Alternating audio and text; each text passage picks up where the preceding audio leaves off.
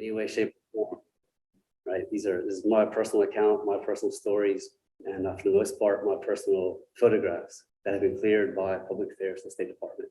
So I am going to avoid the controversial, the politics of it, the rights and the wrongs, and just focus on how exactly did the airlifts unfold in Afghanistan, right? How did people get from the gates to the airport to other countries, right? So I do not speak on behalf of the US government, to say that one more time.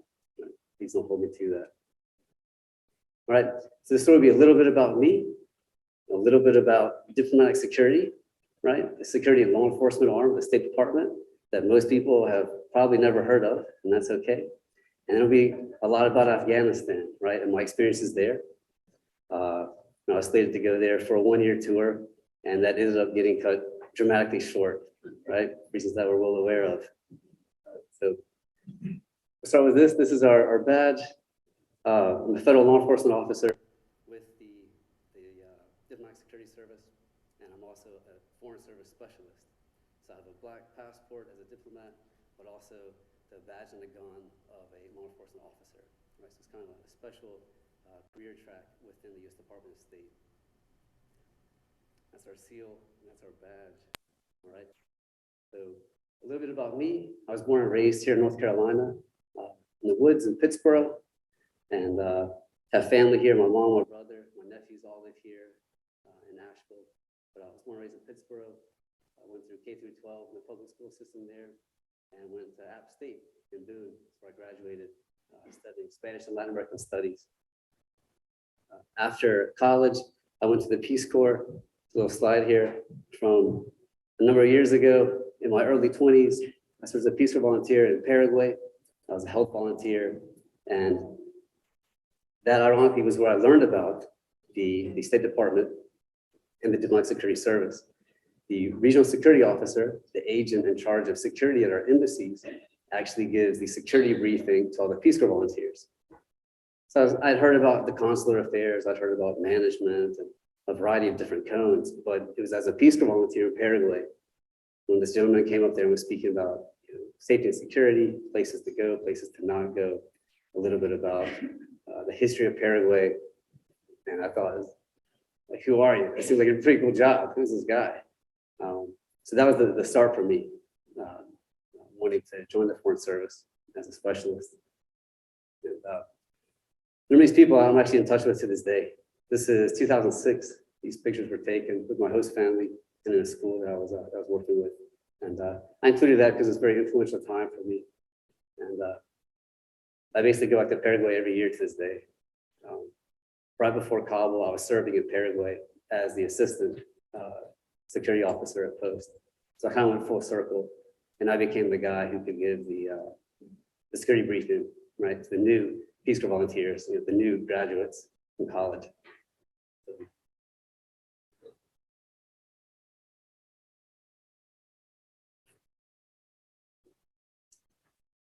All right, so after Peace Corps, I was supported by Rotary. I became a Rotary World Peace Fellowship, Rotary World Peace Fellow. I went to Argentina, and there I completed my graduate studies. 2 years there, and then from there, I launched into the State Department. I was able to be hired on, and my first year, I was with Secretary Kerry, when he was Secretary of State, John Kerry. I was with his protective detail, and this picture was taken 10 years ago when I was a new agent. I had just been hired on, and I was very excited, very elated to be traveling the world with Secretary Kerry. And there's a trip from Korea, and as you know, he was always in the news, and that's just a big part of the work that we do. So we protect foreign dignitaries when they come to visit the United States, and then we protect the Secretary of State, wherever he or she may be, and we also protect the U.S. UN ambassador who resides in New York. And they also, agents will travel with this person all over the world as well. Overseas, we do security portfolio management, right? We're in charge of the safety, security of all of the people, the facilities, and the information that goes through all of our diplomatic posts. There's about 265 worldwide, right? a lot more than the countries on earth, but that's because some countries have a number of consulates. You know, for Mexico, for example, had the embassy and hyper consulates all throughout the country. That's a bit about what we do, just as a punchline, we're the security and law enforcement arm of the U.S. Department of State. Okay. Speaking of portfolio management, I did a tour in Sudan. When you're the security officer of post, you manage the Marine detachment. You have a number of Marines, they're there manning a post 24/7, rain or shine. And this is me with the detachment in Sudan. I spent a couple of years there. I were on the roof of the embassy, a nice little sunset. So we took a little glamour shot there together. That's just some of the young men, right? I've been real privileged to work with in the years. You know, I like to say, a lot of them are coming in out of high school, sometimes college, and that they kind of, you know, what's the code? They stay the same. I keep getting older, but they stay the same. Right? When I came on, 10 years ago, we were a lot closer in age than now. As I've hit 40, he's got now, just, you're 22, 23, things are a little different, but very special times. In addition to the Marines, we'll manage bodyguards. These are the bodyguards, 25 bodyguards in Sudan that I work with. These people, we hire them, we train them, we travel all over the country with them. We have a local guard force that we train and work with. We work a lot with the local police. It goes on and on. In Sudan, there are about 400 staff members that we work with. There are 4 agents there that manage all these programs, and they rotate from time to time. So it's really wonderful people. People I invested hundreds and hundreds of hours on. I just trained them firearms and tactics, and you know, the bodyguard, protective detail, motorcade operations, right? Driving motorcade vehicles. Flyaway mission in the outermost regions of Darfur, the Jebel Mara, the birthplace of the genocide, really. And that took place with the Rwandan peacekeeper in the back. And we're out there, we're escorting some protectees, whoever came in. So there could be people from USAID or people from the embassy or an ambassador or any foreign dignitary. We make the trip happen. We're enablers. They want to go visit this village and visit this IDP camp, refugee camp. We'll make it happen, right? This is special because there's Ahab Baki's here, and just people that I travel with, people I'm in touch with to this very day, people I hope to see again one day. One more photo. I think sometimes people think of diplomats as it's bow ties, right? Suits and ties and cocktail parties. And it's a special photo for me in Sudan. I was doing a lot of wrestling. They have the Sudanese, the Nuba wrestling. So I competed a lot. I was an avid wrestler back in the day. And so just something I used to do in my free time as well. And as Rob mentioned, the biggest piece for me for all of this is just the humanity behind it all, right? The relationships that we have, the relationships that I've made with these young Marines that have gone on to go to college, or they've gone on to jobs, and I get to write their recommendation, right? For these bodyguards, I can recommend for their position as they see fit. When I go work in a different embassy, who want to travel to do this or that. And the Sudanese wrestlers that I was able to train with and interact with and become friends with. And for me, that's always been the most important thing. U.S. foreign policy is a big piece, certainly. That's I guess the purpose of the job, but that's just a piece of many. And I found a lot of meaning from engaging with the people all over. This is nowhere near the embassy or the capital city where we lived. I would drive across the bridge to the middle of nowhere. It's a very different scene out there. But in time, I became known as I was the White Nubian. That was my wrestling name. Still, it's very real wrestling. Very real wrestling. Very tough people. But everyone did have that WWE piece. I'll say that everyone had kind of a character and a name. And they would, they'd call you on the microphone, and we'd go out there and kind of march around and get the crowd hyped. So I was the White Nubian. I was the White Nubian. Yep. I didn't name myself. That wasn't what I did. So someone gave me the name. So I was the White Nubian, and I won some matches, lost some matches, like any competitor. But it was an incredible time, right? It was a very special time being a diplomat and doing what I think of as very important diplomatic work. Okay. So we're all probably familiar with this headline, right? I did some years in Sudan. I did some years in Paraguay. And I bid on Kabul. It's a bid position. I was going to go there for 1 year as an assistant regional security officer. And I actually intended to be there for a year. We knew that things were going south. Things were not going very well. But embassies oftentimes will evacuate. It's very common in a lot of regions of the world. Embassies will evacuate, they'll draw down, but security staff will stay behind, right? The special agents and the Marines, these people will always be there, will hold the territory. And in due time, maybe relations will improve. We can come back and go back to carrying out foreign policy. I didn't personally expect to be back here in North Carolina about a month later, right? It was a big process of packing out and you move, and then a month later, you're back. I needed a job, right? I needed to find a new post, and so there was a lot of uncertainty at that time. But I did go there about 4 normal days, and then things weren't so normal, right? Very quickly, when I arrived, I need to go schedule my COVID test.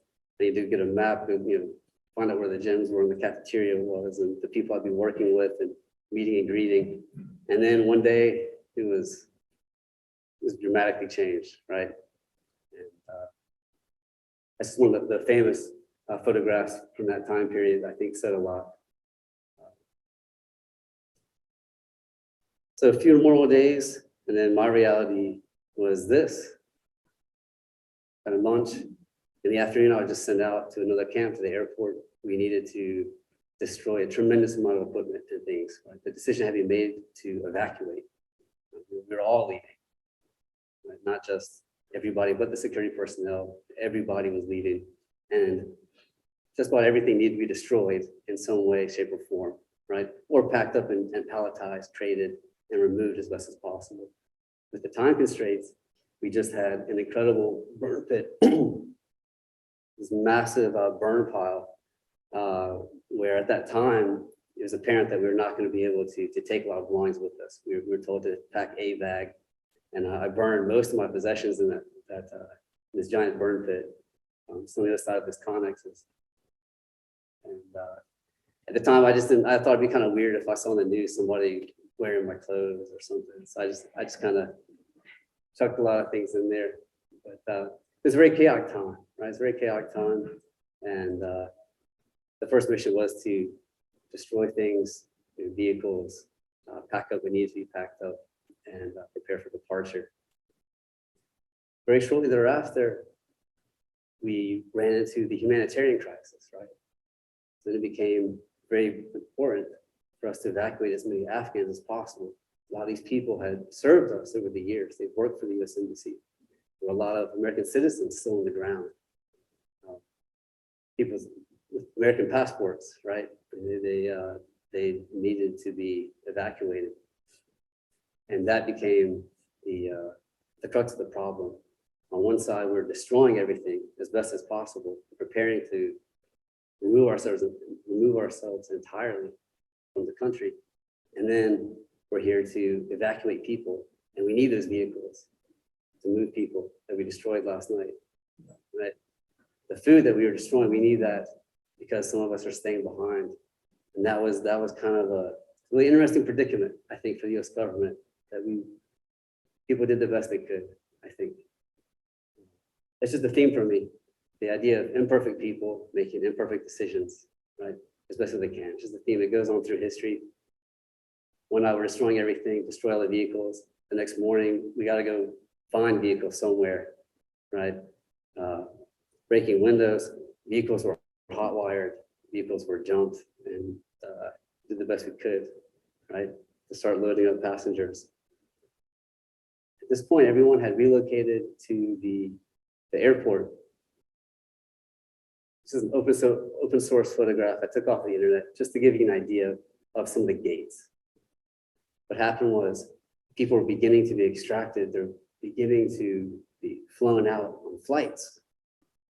And that kind of was the impetus for a large swath of the entire country to make their way to the gates, right, to the airport. The word got out, go to the airport and you'll be airlifted, right? Some of you may have seen on the news, there were some people that were hanging on to the planes, right? And people were trying to, no matter what, to desperately be removed from Kabul. And this is kind of the scenario here we're working at. I worked at North Gate and Abbey Gate primarily. I spent a lot of time at the Baron Hotel and East Gate, and also other areas as holes were punched through the wall, and little operations were carried out to extract specific groups of people or people that had worked for the U.S. Embassy or some capacity needed to be removed. I've met some of the Afghans actually here that have been relocated here in Nashville, and I asked them, they came out of Northgate, so that was kind of interesting. We started working 12-hour shifts. I was given the night shift, which I was very happy about. I was a new arrival, so I still had jet lag, actually. So I was happy to work all night and sleep all day. So we worked from 8 p.m. to 8 in the morning, which would usually end up being about 9 or 10 in the morning. But that's how that kicked off. So 24 hours we ramped up, and that was the birth of the humanitarian effort, to get as many people as possible before the end of August, when we had our projected departure. So imagine there is a lot of land here. If you think about Charlotte or Atlanta, and there's certain bases there, there's different camps, and might have been maybe a 10-minute drive to go from gate to gate, right? Trying to connect people and trying to get from your sleeping quarters to work. Okay. So you see Northgate here, up in the upper right corner. And just one of the first days here. This is actually a video, which maybe is better that you can't play the video, but this is when things were good. This is the beginning, things are good, and it's during daylight hours. And with the video, you can hear people. There is a lot of people showing documents as needed. There's people trying to push their way to the front of the line. We were taking people over the wall, right? People, if you had an American passport, we could pull you out. And if you had a yellow embassy badge, if you had any of the necessary paperwork, right, we could extract you, so to speak, just like with that brute force. And just deadlifting people up, kind of bear hugging them and lowering them down on the step ladder on the other side. It's kind of an insurmountable task, right? Because there's innumerable people. That's just right in front of the gate. It's just a wall. The crowd actually goes far beyond, basically as far as the eye can see. And to not make light of the situation, it really is kind of like a mosh pit. It was actually packed in so deep that you could crowd surf, right, if you needed to. And I'll further say, I reported to work the first day, and I always remember because my friend said when I pushed him, he was in the day shift, I was in the night shift, and he was a little frazzled. Like, what's it like? And he said, it's like World War Z, right? I said, like that Brad Pitt movie? Said, yeah. He said, yeah. It's like World War Z, man. He's like, it's just a tremendous amount of people having the worst moment of their life. And everyone is absolutely desperate to make their way out of that gate.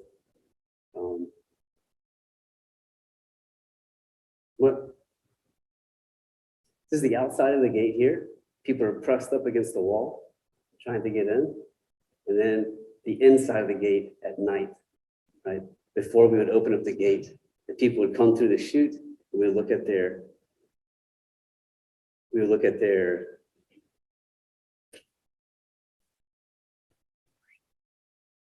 everybody hear me now? All right. I hope you can hear me. All right. So when it was orderly, people would come through the gate. We would allow about 100 people at a time to come through. We had Marines, right? Young Marines there, soldiers as well, would be there to stop people. They would cut that off. And we'd go through one by one. We were there to protect the consular officers that we were assigned to. And so consular officers were embedded with us, and we would look at everyone's documents. Everyone got maybe 15 seconds, a very short conversation. You could learn a lot about somebody, to say, what are your ties to the US? Somebody could say, my brother lives in Chicago, or I used to work for this army unit and 10 years ago in these dates, and those people would be taken and they'd be processed, right? You could get them on a plane that same night. So that was part of the trickiness. Other people would, they would not have the necessary paperwork, no paperwork, or they weren't able to communicate their history, their background, and these people would be reverted back out from where they came. We put them back out into the crowd, tragically, but at the same time, the options were very limited. A lot of these pictures were when we were down, right? You know, kind of preparing for the night, or if we cleared out things. I never really had a moment to take a picture when there were crowds of people everywhere. It was usually very chaotic, and the truth is, it was very violent, right?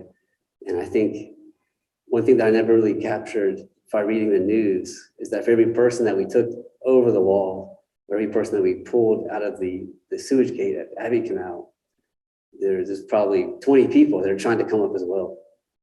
So you're looking for one person that has an American citizen or somebody that used to work for the US government, and you can imagine the conflict that arises when one person is lifted out, and people know that person is probably going to get on a plane and will be evacuated, and so the other people are trying to, as best as possible, to come out as well, right?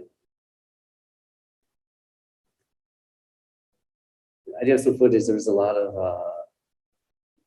small arms fire, right? A lot of live fire there from primarily the Afghan soldiers that are trying to keep the crowd at bay, and a lot of flashbang grenades, right? So flashbang grenade is just it detonates and you kind of feel the impact, but the idea is that it's not to harm people. It's just an incredibly loud noise. They had these six bangers that be boom, boom, boom, boom, boom, boom, right? It would drop, and people were lobbing these in an effort to keep the crowds at bay, although it didn't work very well, just given the circumstances. But just something to see some of the footage. Maybe there's some videos out there on the internet, but it's kind of like the 4th of July. It's like a fireworks celebration. But it was hurting a lot of people.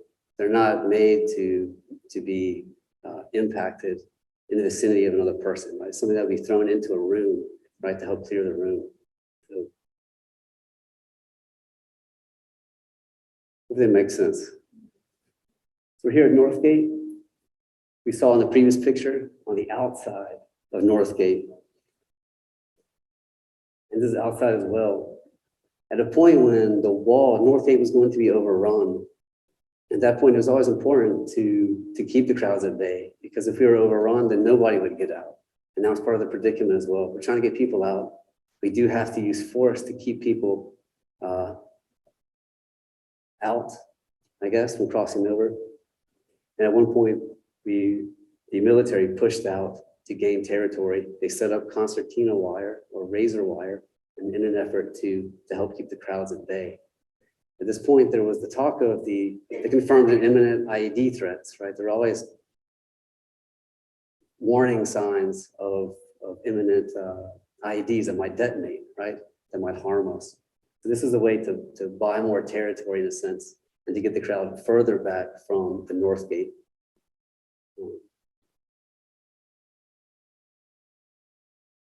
So these are times too, we would find people, we're looking for certain people, and we started to run to a tricky part where if you find one person, you bring that person to safety, and it would be, well, my mom's still there, or my brother's still there. And a lot of these families have very large families, right? There could be families of 24 people. And this was the tricky part here, as a State Department employee, as an agent, breaking through that line to grab somebody. It became very apparent we were placing our troops at risk. And these people were not doing 12-hour shifts like we were. And some of these people were for days. These young men and women were out there doing the best they could. And we started to, as the days went on, I definitely began to second guess a lot of the things we were doing, was grabbing some of the VIPs, grabbing some of the employees, because these young men would say, look, when the crowds, when you start a riot, like, you handle it. That was one of the recurring themes. And when this pops off, you get these people agitated, Like you get to go back. Like I'm here on the line, right, all day, all night. And that was something that became very problematic as the days went on, and actually affected the amount of people we were able to take out on a shift. So on a given night, we would be assigned a certain gate. We would get as many people as possible, and there would always be these special lists of people that we were to get: old employees or friends of the military. At this point, things were really ramped up. It was pretty much a who's who of non-governmental organizations. The Clinton Foundation was there. They had jets. The Bill Gates Foundation was there. They had people were out there looking for the employees. We've been there for such a long time, right? A lot of people had worked for somebody at some point in time. But it's just that thing with time, right? There's only so many planes that can take off. Even though one is taking off and another is taxiing in, which they did 24/7. One plane would take off and another get ready. And every few minutes, another plane would take off for weeks. I believe about 800 flights took off during the time, which ultimately removed about 125,000 Afghans. It's a pretty monumental endeavor. I think it is quite historic in the Kabul airlift. And there was a lot of criticism of what happened there, but that's something for me. You know, a lot of people did good work there. They were kind of handed a raw deal, but people went forth. They did some good work, got people out as best as possible. And something that's very historic too, when you look at the history of airlifts, is that not one of those planes crashed. Right? None of those people that were being evacuated died. And this is something that historically there's going to be some mistake or malfunction, and we would lose some aircraft. That never happened in Kabul. So that's something very special, and that's done very well. Eventually, as things would spiral out of control, as it tended to happen, we abandoned North Gate entirely. So on the inside of that gate, we dropped a bunch of rubble, right? We shut it down completely. It just wasn't safe. There were too many people. And then the threat of explosions. We were very expectant of some sort of IED explosion. So all this rubble was actually brought in, and through the concertina wire, and left a few guys there as a plan, just to, and that was the end of Northgate as time went on.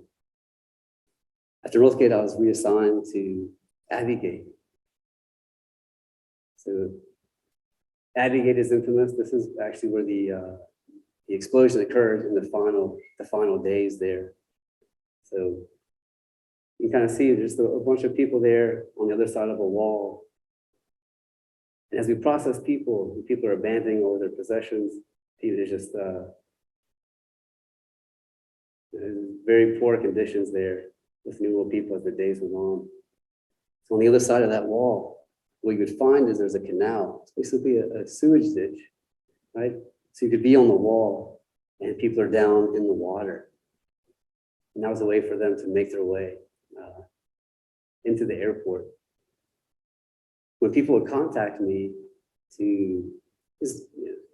there's a variety of people that reached out, friends of friends of whoever, but some people would call me when their guy was in position. It's important for people to be either at Northgate or Abbey Gate, wherever I was working, and they could send me a photograph from their position, and I could locate where they were, right? Sometimes I could get a photograph, I could see they're about 100 yards away. I can't do anything, we need to get closer. A lot of people would never be able to do that, right? They would have to come back another day or find another entrance. But Abbey Gate in particular was important because it was I made it very clear that you're going to be wet. That was the thing. You can reach out when you're wet. You're about thigh high in the sewage water. That's how I knew you were in the right place. If you weren't wet, you're not in far enough. Just a sea of people there. We also had Taliban. I think it's fair to say that we were sort of working with them, so to speak. They were helping or trying to help sift through the people that should be led into these gates. Once more, looking for women and children, people with American passports, people with the yellow embassy badge, anyone with a special immigrant visa. There's a lot of people. But unfortunately, a tremendous amount of people would come in, they'd be here, and they really didn't have the necessary paperwork, right? They didn't fall into that category at all. And that's the tricky thing, right? Trying to cherry pick certain people when there's a crowd of people that really didn't need to be there. So it did make it easier to say, contact me when you're wet. If you're not wet, you need to go further, right? And definitely some of the worst moments for people. And if you were here a video, there's just a lot of crying, a lot of crying out. You can see some people that are, they've got their paperwork, they're trying to flash things. Some people, citizens of other countries, could be yelling out, I'm Canadian, or I'm Norwegian. We would hear that, I could go back and try to contact one of these soldiers. They were always around. Say, hey, there's an Australian down there. There's two guys who could be Australian. They could go down there and check their paperwork and pull them out as needed. So that's how that worked. There's a lot of people from all over the world there, right? All over the world. And there's a lot of teamwork there. The US and the UK had a tremendous amount of people on the ground, but countries like New Zealand or Australia or Norway had a lot less. So a lot of times they would pull people out and they would ask us, we would go escort them to the airport, and they would go back to find more.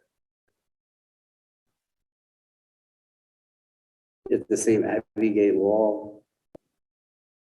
And there are a number of photographs of children being passed through the wall, and people doing the best they could to perhaps try to offer a better life to their children. Maybe any of us would have done given the circumstances, but this kind of paints the picture of the depth of that canal, right? It's tricky to pull oneself out of that, and also to pull another person out. It's basically a deadlift. When you're lifting weights, a very low deadlift. You would stand on the wall and link arms with people, and then just kind of pull them up as best as possible, and in turn and let them down onto the ground. And this would go on and on and on, right? If every person is there with a number of family members, there's a lot of deadlifting. And as the days went on, as the nights were on, sometimes you'd be less inclined to put yourself in harm's way. You'd be less inclined to become covered in sewage water, right? And COVID wasn't really a concern, at least for me. I didn't think much of COVID, but there's a variety of diseases, right?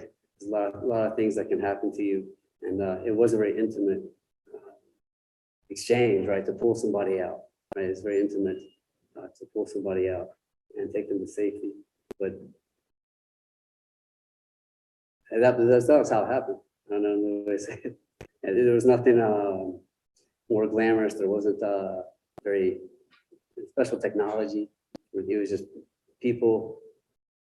Hey, hold up a sign with my name on it. Hold up a sign with some code word, be it gun smoke or tomato, or the whole pineapple thing that was published a lot in the papers. And that's how people would be pulled up.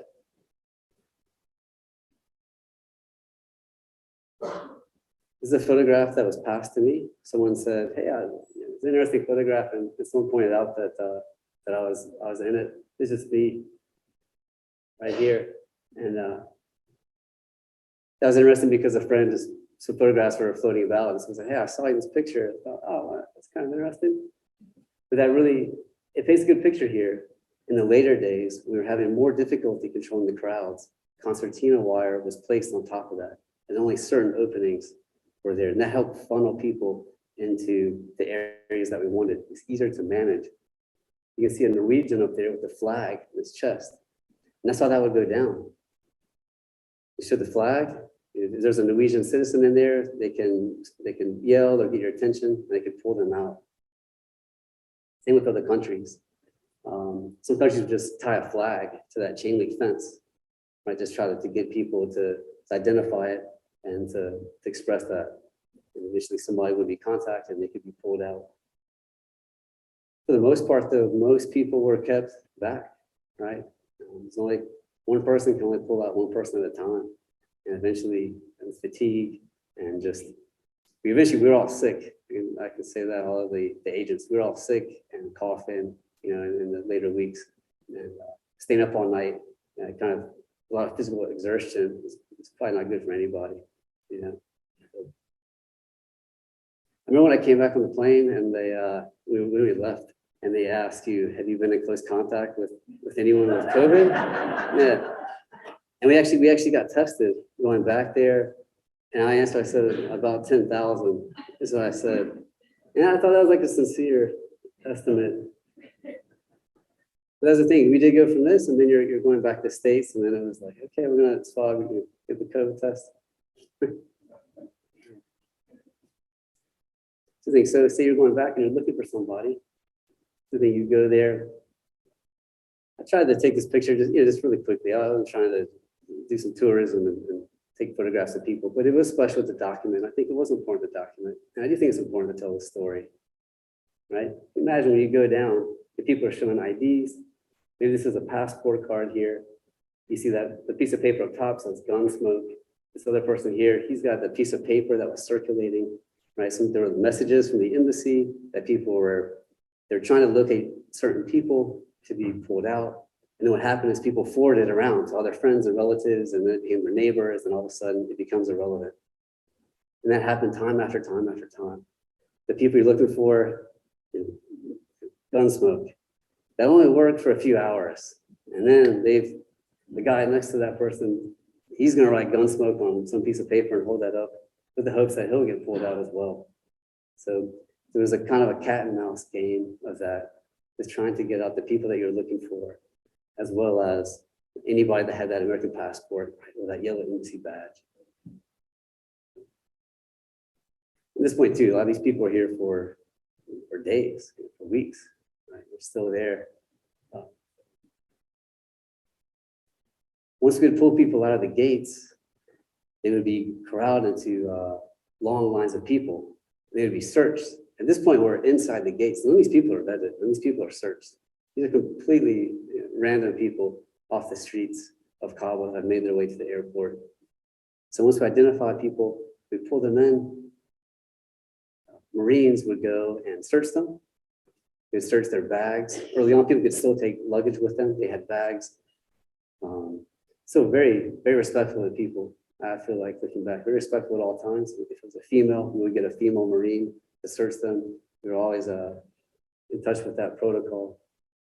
And a lot of the VIPs or people that really need to get out quickest, we could throw in the back of our vehicles. So we go back to the vehicles that we had destroyed, right? And we have to find new vehicles. What happened is you have a variety of countries of agents and military men fighting for vehicles, right? Not really fighting, but we're all vying for vehicles. So you have to mark your vehicle. Right? I go find a vehicle. Oh man, the thing starts, or maybe one of the contractors can hotwire the vehicle. You can start it with a screwdriver, what have you. But we have to mark the car, which I think is kind of fun to see. Someone spray painted UK. Some of these young guys put Dave's taxis, and you got the U.S. Embassy vehicle there. That was some of the, I think Thor was our quick response force. So you're just kind of taking the vehicles that you find, you use them as possible. And we were all stealing them from each other throughout the whole day and night, different countries.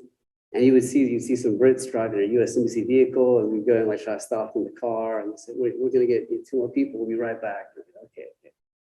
And that was kind of the, another little cat and mouse game, right? Limited vehicles, innumerable people to get out, and just doing the best you can. In the lower left, you see a school bus. The school bus was located after the first week. I don't know where that thing was parked, but somebody, one of the contractors was able to hotwire that school bus. And that became a big help for us. It's the photograph of myself at dawn at the end of the shift. And we had some very successful operations with that. We could load up a lot of people. That's kind of a game changer. We could put 2 or 3 dozen people onto the school bus, whereas the Land Cruiser, I think I put 9 or 10 people into that vehicle at one time.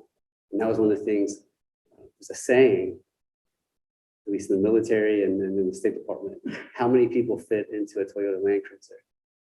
And the answer is one more. That's just the question, right? In any type of evacuation, any embassy, that there's not a seatbelt for this person, it's just cram into the back, right? You put your legs behind your head, like 4 people are coming, like get comfy. So, but the school bus was a very special way to get a boatload of people in there and to ride out fairly comfortably, right? So, operation here. This is me on the left here. This is a photograph that was published in one of the Foreign Service journals. But I liked it because you can just see the very orderly line of Afghans coming through, and they're going to have a conversation with the consular officer and myself.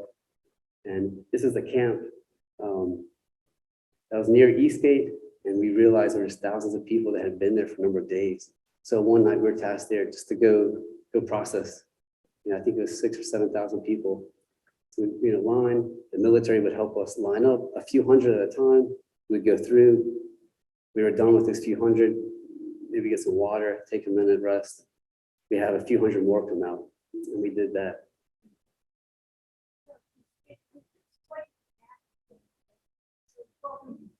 A good question we would say is, what are your ties to America?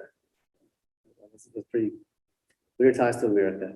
And very quickly people would say, speak English, they have an SIV or they have the visa or a US passport. Hey man, I've been living in Chicago for 10 years. It's quite surprising at times.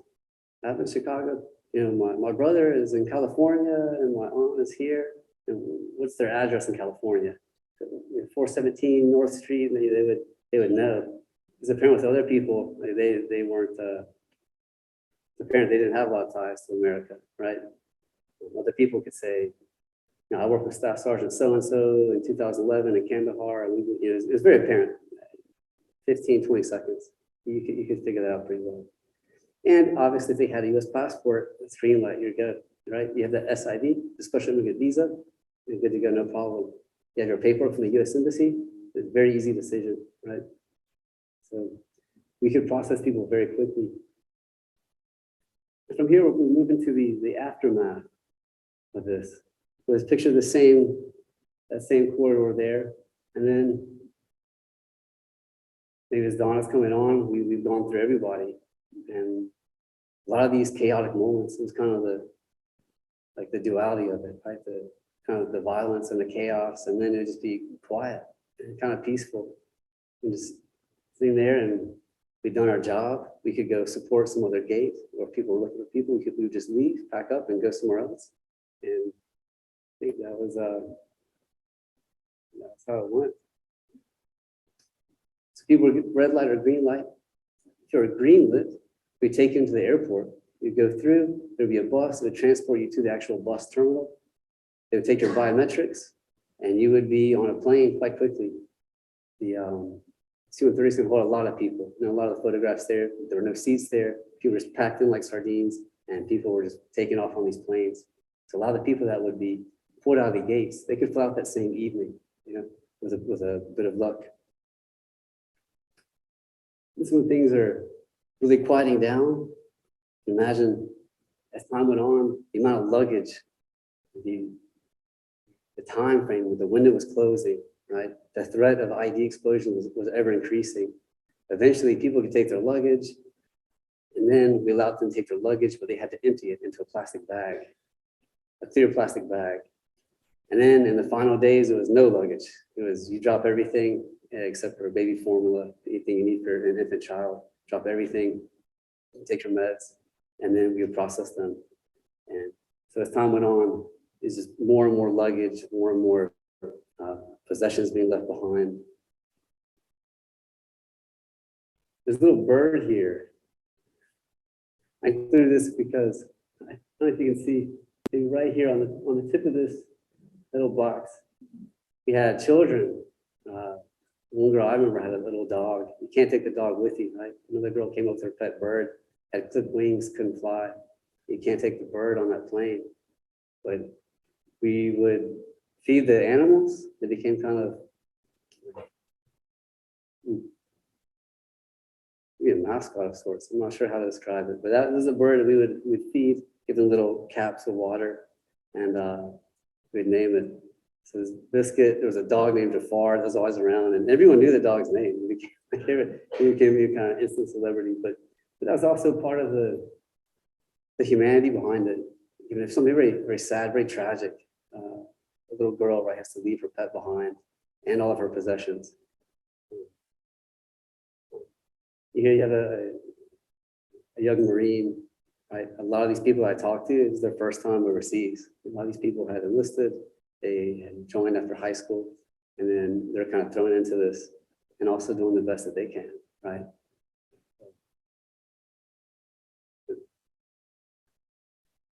So I've been in touch with quite a few people that were there with me. And one of the agents that I was assigned with when I arrived, it's a gentleman, his name's Nick, and he's actually from North Carolina. We worked together on Secretary Kerry's detail 10 years ago. We've always been in touch, and it's just one of these things. He happened to bid, and he was assigned to Kabul right when I was. So we had that friendship, and this is right in front of Abbey Gate.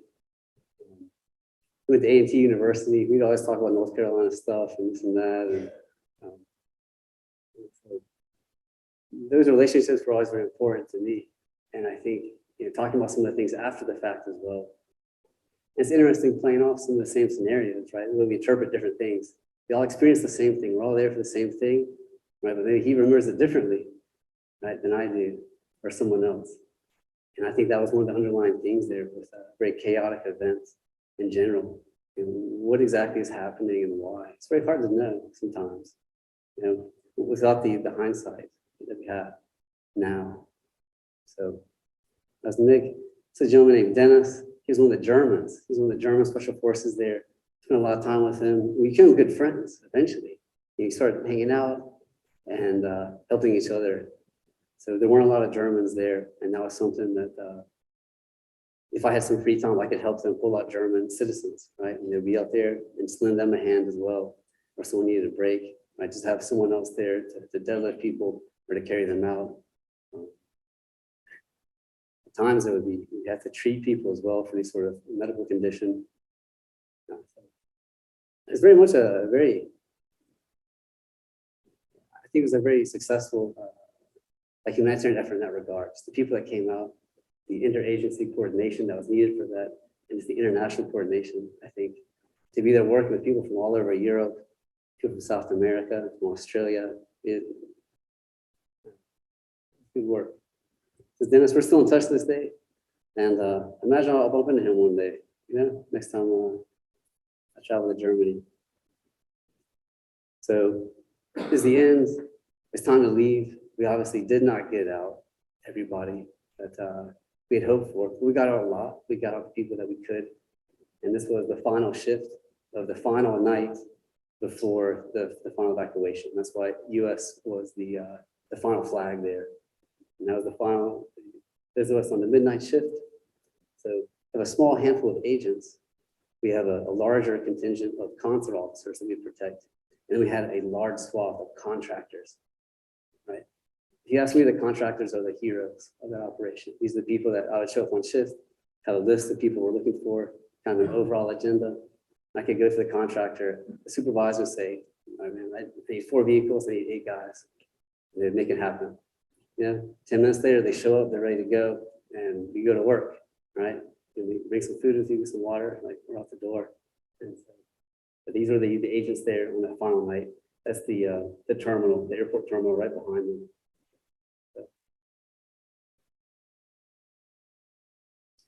Eventually, we left on a plane, right? Just like the refugees, same deal.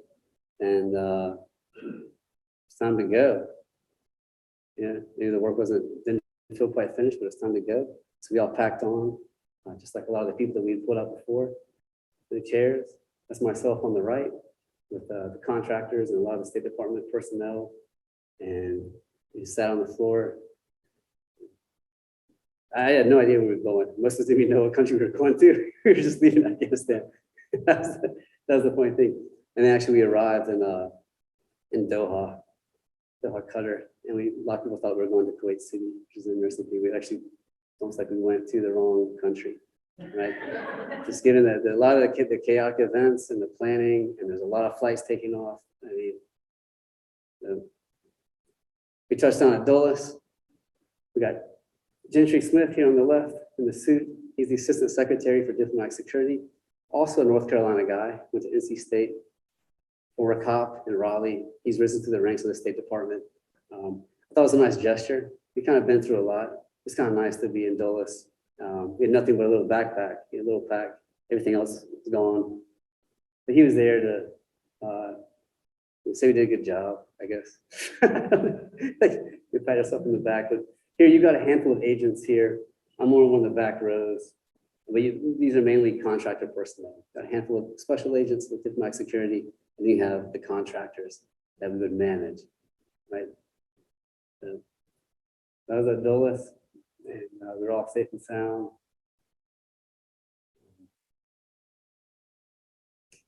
An interesting little thing, I included this photograph. It's a funny story. I was in a hotel. They put me in DC for a good while, maybe 45 days or so, because my position didn't exist anymore, right? With the evacuation of Kabul, it didn't exist anymore, so I had to find a new post. And I'd hoped to come to North Carolina. We have a small office in Greensboro. We focus on passport and visa fraud investigations. And said for those of us that are still in DC, you know, Secretary Blinken, the Secretary of State Blinken on the left here, he'd like to meet you and say some words. And I showed up looking like this.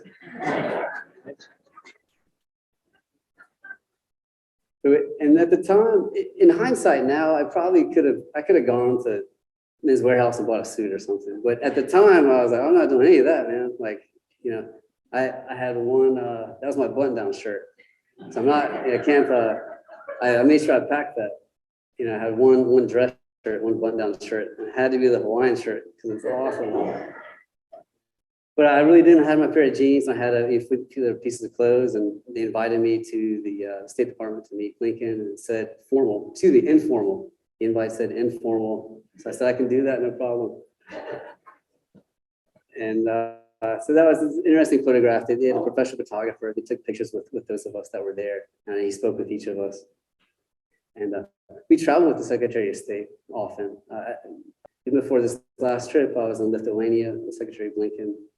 And it's always special, but this is kind of an intimate moment, I guess, to shake his hand and to say, you know, what did you do in Afghanistan? And I told him I was just pulling people out of the gate, you know, over the wall in North Gate and this and that. And I apologized for, I said, I'm sorry I'm dressed this way. And he said, no, it's fine, I understand. But that's the Ben Franklin room on the 7th floor of the State Department. This is kind of a special photograph now. Yeah, it's kind of absurd, but it's weekend. Okay. I had no other possessions. Yeah. It's hard to, you know, a lot of people lost a lot of things. When we go to Kabul, we get a box of 250 pounds of stuff in our unaccompanied air baggage. It's a big box, tri-wall box, and a lot of people lost all that. Right? This stuff was raided by the Taliban and other people. It was abandoned at the embassy and then, you know, magically disappeared, right, the next day. But I was very fortunate that my UAV, it didn't arrive yet.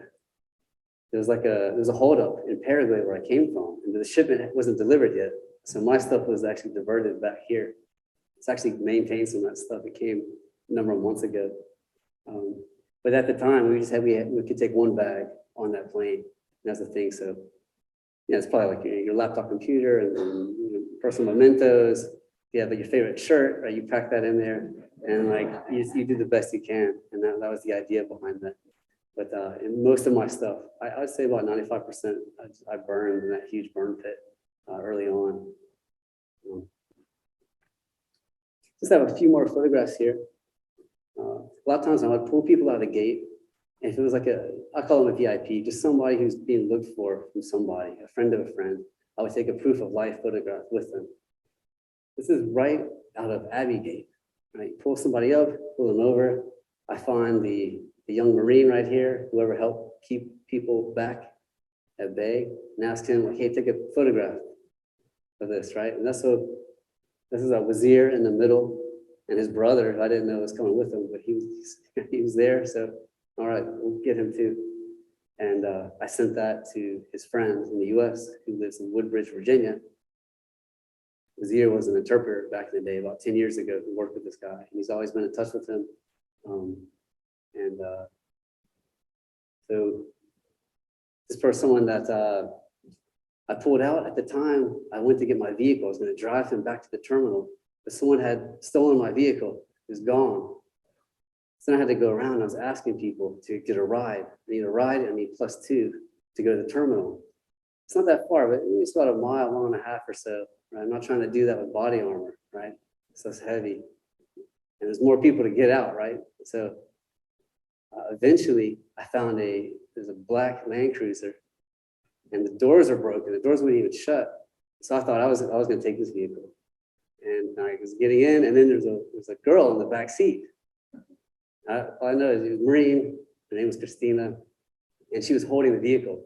Because I mean, they were waiting for someone to come and take this vehicle while other people were going to do something else. So I kind of begged with her, and I told her I need to deliver these 2 people at the terminal. I'd be right back. 15 minutes. We kind of negotiated, and she agreed I could use the vehicle, but she'll stay back there to ensure that I would return the vehicle.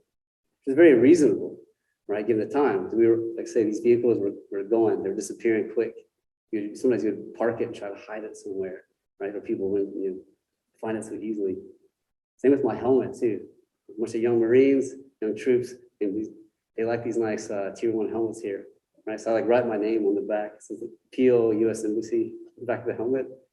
You would go back and your kid would be gone, right? You had to really tie down things. That was the tricky part. But I drove these gentlemen to the airport terminal, came back with Christina, thanked her for her time. And I was really, really grateful for that. And I was really happy to get Wazir and his brother out. And that was when the Abbey Gate, right, that confirmed an imminent IED, that's when that was, it was more imminent than ever. At that point, they actually had shut down the gate, and I was not allowed back in. I went back in. I was there up to the entrance. There was an Afghan, and he asked if I could get the tailor, the embassy tailor. And I said, sure, we'll go get this. Sure, let's go get your friend. All right, if you work the embassy, it was that simple. And we were barred entry. They said, something's up with this IED, right? It's confirmed and imminent, like no one in or out. And we waited out the rest of that shift. And that was eventually sunrise comes. It's 8 o'clock in the morning, 9 o'clock in the morning. We went back, I had breakfast, I went to sleep. And when I woke up that afternoon, that was when the explosion, right? I think a lot of you guys are aware of that killed 13 servicemen and women. So Wazir for me is special because that's the last person that I ever touched. It's the last person I ever put my hands on. Wrong picture. Wazir. Yeah, last guy that I ever pulled out. And I was in touch with his friend, and he invited me to come down to visit. Eventually, Wazir was processed. I think he went to Wisconsin for a bit, and eventually made his way. He was released and is living with the family in Woodbridge, Virginia. So I was reunited with him, which is a piece of that kind of that humanitarian story. And here's us in front of this gentleman's house, Woodbridge, Virginia, much more peaceful times. I've been back to visit with him, and it's like the Wawa, you get him like the cherry Slurpee. So some of the things you really do have to find the humor in it all, right? Kind of the things that he came from and the things that he did, right, on behalf of the U.S. government over the years.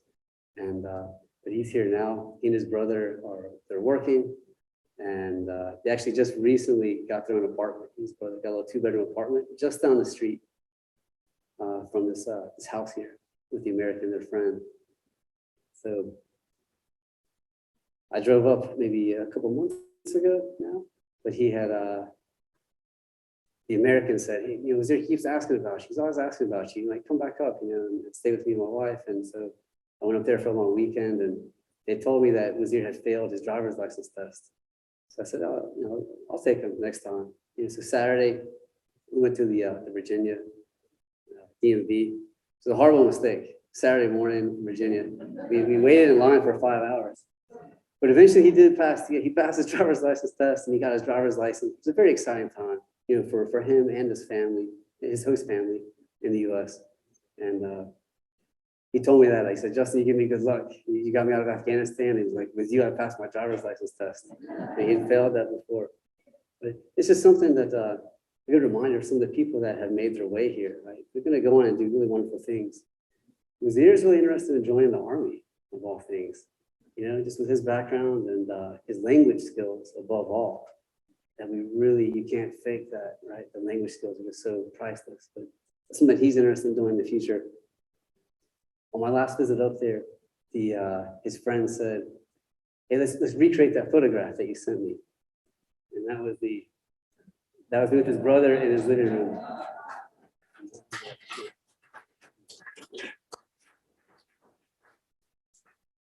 And so that was kind of a special moment for them. And overall, the underlying theme of it all, this is the last photograph that I have. The underlying theme is just right that, just the humanity of it all, right? You know, the idea of imperfect people with imperfect information, doing the best that they can, you know. And you can't get everybody out, but you can get the people that you can, right? You can do your best. And maybe some of the tragedy of life, right? There's moments that not everyone's gonna make it, but a lot will. Maybe some more people will down the road, and you just do the best you can. So it's something I've always thought about, and these photographs for me is kind of representative of the good work that was done, right? And it's representative of the families here in Asheville. I had the pleasure of meeting the other month and seeing them get moved into their home, and people eventually stay or move on or find work or not find work, right? Just like all of us. There's no different. And so that's kind of the story behind maybe the headlines, right? It wasn't just Afghanistan fell, and people are in America, or they're at the airport somewhere else, right? Just a little bit more of how are people taken out of how do they get to the gates at the airport? How are they taken out of the gates? Things of that nature. That was my presentation. I was going to ask you all for any questions that you might have.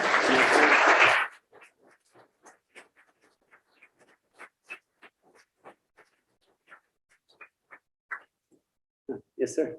Were you ever in a position where the people supervising you?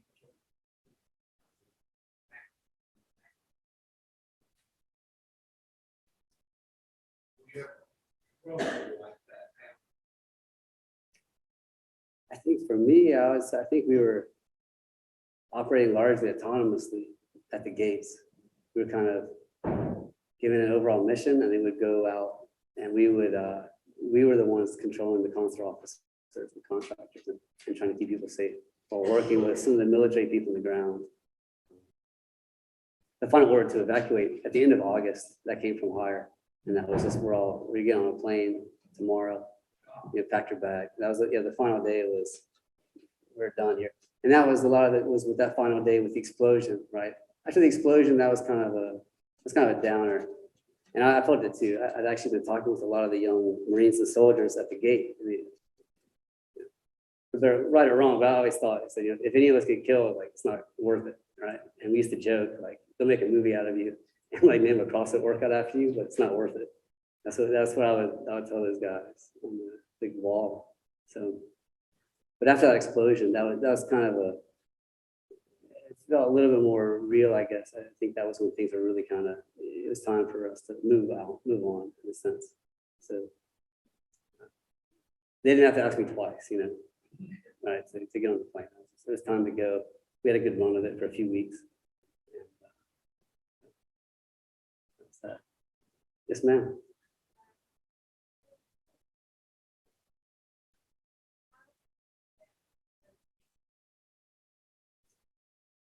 For a Wazir, for example, I got an email from a friend, another agent I work with in Sudan.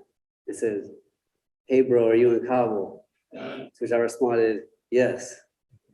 And then he called me and said, "Hey, you know, I was just checking up on you. I got a friend here. He's looking for somebody. You know, can I put you in touch with him?" And that happened all the time. It's emails, people, a lot of emails and a lot of phone calls.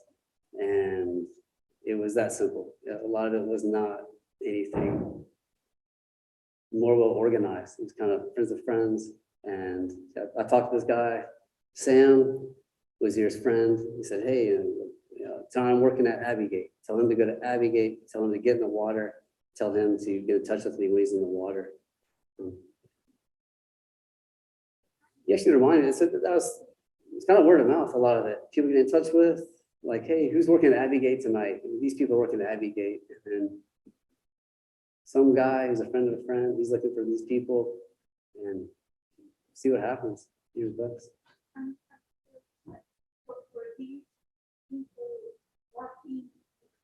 Yes. Yep. Yeah, all of the VIPs, people that were being looked for, they had worked for the US government in some capacity. Yep. Yep. Or some of the people that pulled out, there are some people that were there. They like lived in the US, American citizens living in the US, and they went to Kabul for a wedding a month before. I mean, I saw some situations where you're kind of like, dude, what are you doing here? Like, man, what are you again? But yeah, people, weddings or people to visit with their cousins, and then they got caught there. And so it was kind of tricky to get them out. I'll add with Wazir, one of the things that I did, our link up procedure there, I think is really interesting. You know, the idea was that I would lose the helmet. I had a baseball cap on. You see from the photograph.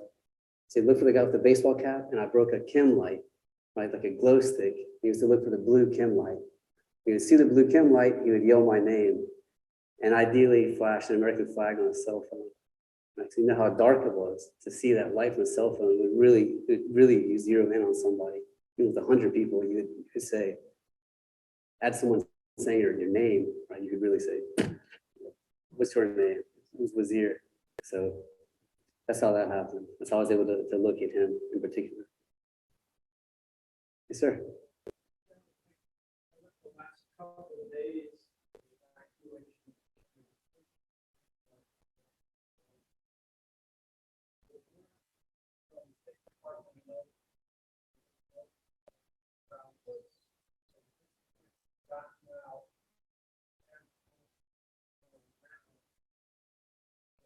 right outside the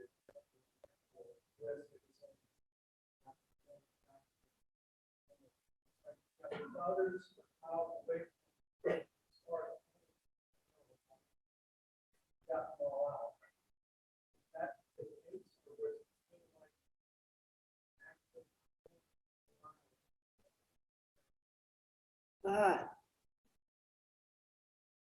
I think that's going towards a little bit of controversy, but I think it's reasonable to think that we did not get everybody out. You know, just given the realities of it and the amount of people there. And that was more the timeline at the end of August. And there's so many people there. In the final days too, people would come through and they would have, we would pull one person out and they would have their family members. They weren't with them. Or we would pull people out and another family member would have the passports. And just given the circumstances, it became harder to tell people, you can go now yourself and leave your family, or you go back out. We just weren't in a position to go back out there and to find another 10 people or 15 people, what have you. But that was some of the trickiness there, that a lot of families are broken up. You know, 2 people get in and their wives couldn't push through, or vice versa. And that was part of the trickiness. No one really knew where these people were. A lot of them, due to danger, they would go back to their home. They would leave Kabul. A lot of these people from other towns and cities. So. Yes, sir. you mentioned contractors giving people that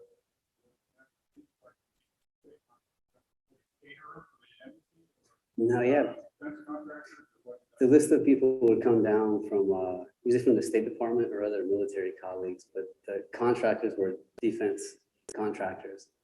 They're called WIPS contractors. It's a worldwide protective.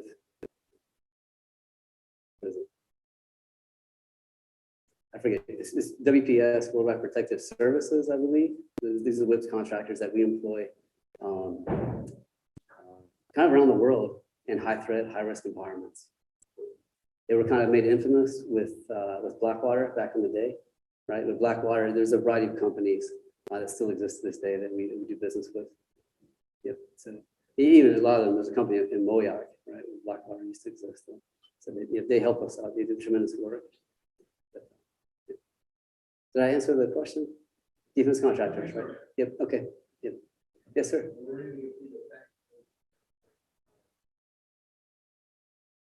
I don't know. It's hard to say. There's always the kind of explosions and like small arms fire, but no aircraft was taken down. Right. That's a really interesting piece when you look at like the Berlin airlift. I mean, there's a variety of things about history. You're going to lose some aircraft, right? You're going to hit something, there's going to be a mistake, there's going to be a malfunction, and that didn't happen in Kabul. So not one of those planes went down full of people. So. Yes, sir.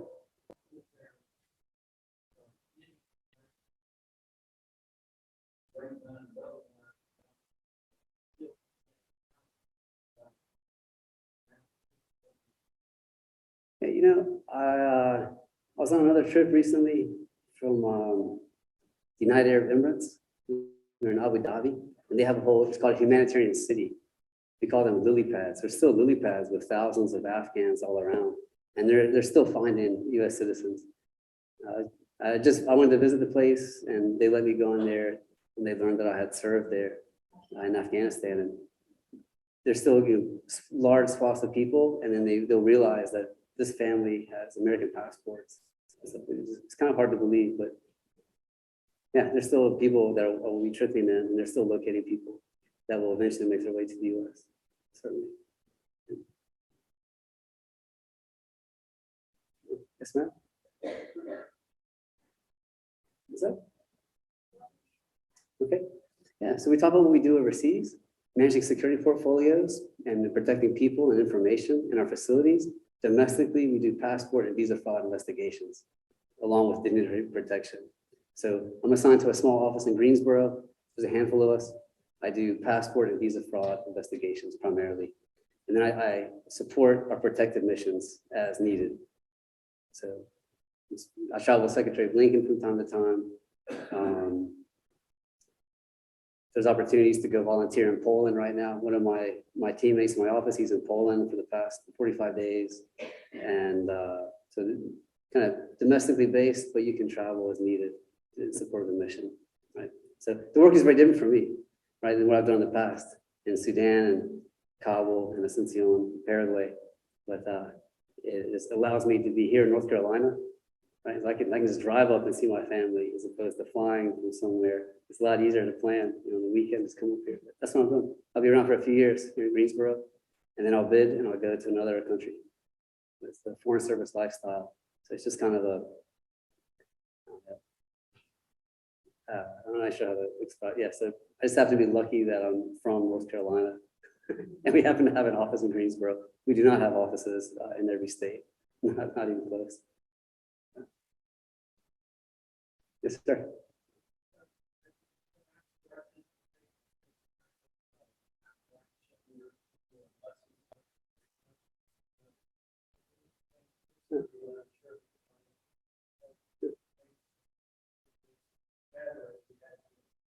Yeah, that's a really good question. They did make that available to us to volunteer, and I didn't participate in that. I was contacted. The only time someone reached out and contacted me, it's kind of funny, is the photograph at the flagpole. This is someone from higher reached out and said, "Hey, we're working on the AER, and you're in this photograph that we want to put on the cover. Can we use your photograph?" And I said, "Sure, that's fine." But so I look forward to reading the AER. Yep, I look forward to reading that review about what happened and why. And but no, and no one sat down with me to ask about what I did. So, you know, hopefully they talk to people that were there. Oh, so,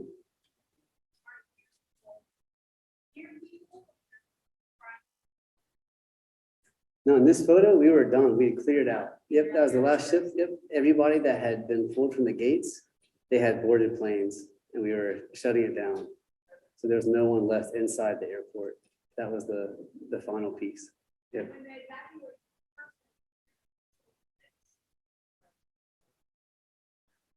No. Huh.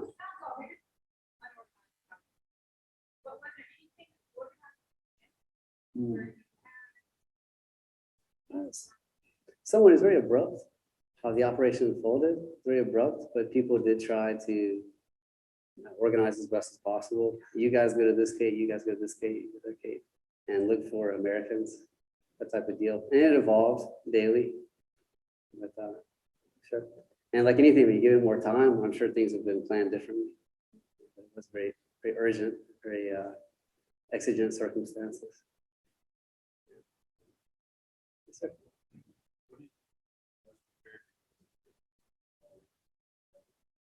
Huh. The one thing someone asked a question at another presentation, and I talked about what we call stress inoculation. I spent 3 years on our tactical unit, and you spend a lot of time, do a lot of work with some of the special operation forces, whether special forces or SEALs. You kind of do a lot of interagency training. Just that concept of stress inoculation, I think was very helpful for me. And I'm an athlete, and I think I always make comparisons to that, right? I think you're kind of training for, like running marathons is impossible, right? You kind of start with a mile, you're training, you need 2 miles and 3 miles and 5, you kind of work up to it. And so I think a lot of the training that I've done over the past 10 years, like just working with live fire exercises, or dealing with flashbang grenades, or really just moving around in a plate carrier in body armor, right? Just getting used to these things, I think set me up for success. So I think. That's just the term that's used, the idea of almost like a vaccine. You're getting small doses of something in a training exercise, and it's getting ramped up.